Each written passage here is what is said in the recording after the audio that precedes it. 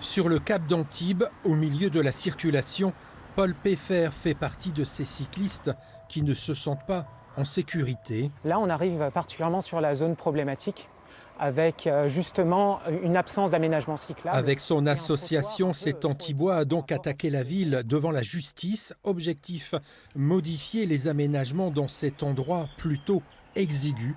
En effet, la route entre la mer et les habitations n'est pas extensible sur le cap. Par exemple, une proposition a été faite de mettre le cap en sens unique, mais c'est qu'une proposition. Il existe d'autres possibilités.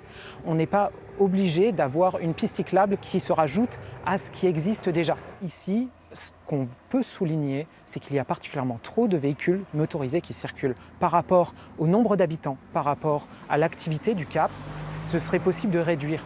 Et si on réduisait ce nombre, en fait, on ouvrirait tout plein de portes. Ce qui impliquerait une route à sens unique, ce que les riverains ont refusé lors d'une consultation l'année dernière.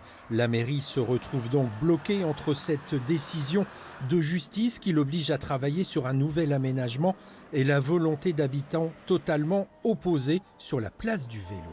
Il y a des riverains, il y a des gens qui viennent y travailler, des gens qui sont juste de passage.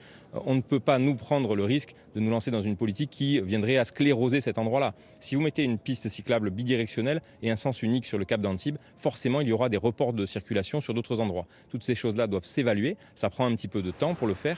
D'ici à ce que la réflexion se concrétise par un nouveau projet, les piétons, les cyclistes et les automobilistes devront continuer à vivre ensemble sur le cap d'Antibes.